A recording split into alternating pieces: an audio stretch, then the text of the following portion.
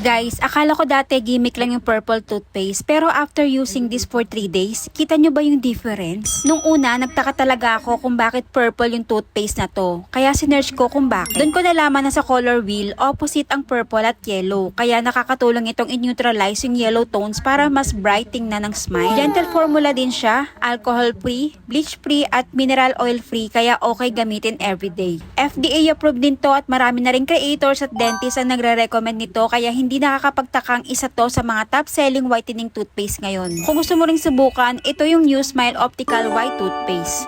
Last week when I went to the dentist for treatment, they said that my teeth had gone wrong, but they still can be saved again. So my dentist recommend this Use My Strength White Toothpaste. This toothpaste has 99% high purity baking soda, which help neutralize acidity in your mouth and improves your oral environment right from the source. Then I brush my teeth over 3 minutes. What I like most is that it also can whiten my teeth. With 1,450 ppm fluoride, it gives your teeth maximum protection against cavities and enamel damage. If you have dental problems, fix them now. Don't wait until you have spent fortune at the dentist and regret it. It has FDA and dentist recommendations. If you want to keep healthy teeth, click the yellow basket.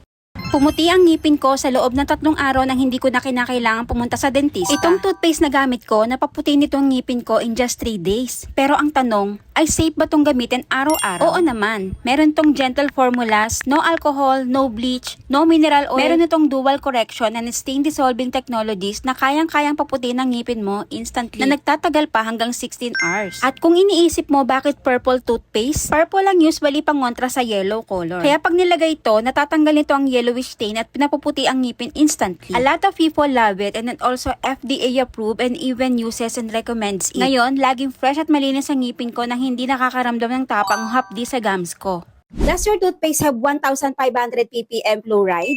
Apparently, researchers compared toothpaste with different ppm levels. In short, toothpaste with 1,450 to 1,500 ppm fluoride is more effective at reducing cavities than those with lower fluoride content.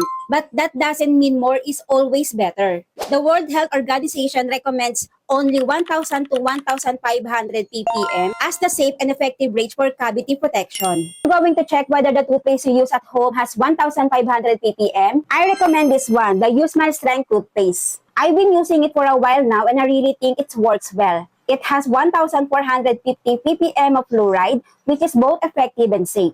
And this toothpaste has 99% high purity baking soda. We all know that our mouth is slightly acidic.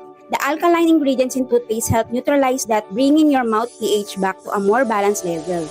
This helps prevent an overly acidic oral environment from damaging your teeth, and this toothpaste 99% baking soda content works exactly that way. Look, it's really worked. It tastes great when brushing and whitening feels effortless. If you wear braces or just had some dental work done, it's really perfect for you.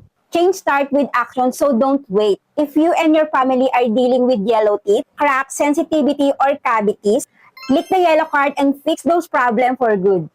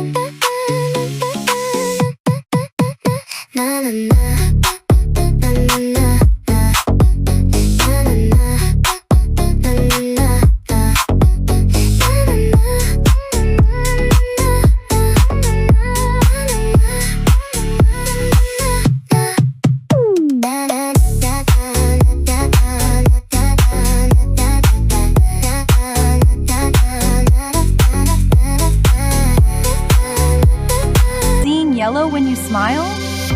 Try purple. Use Smile Optical White Toothpaste. Purple color correcting tech. Up to 10 times yellow tone neutralization. Triple bioenzyme complex. Lift away everyday stains for a brighter smile. Dual color repair whitening. Up to 800% better yellow removal in 1 week. U Smile Optical White Toothpaste. Fight yellow. Get whiter teeth.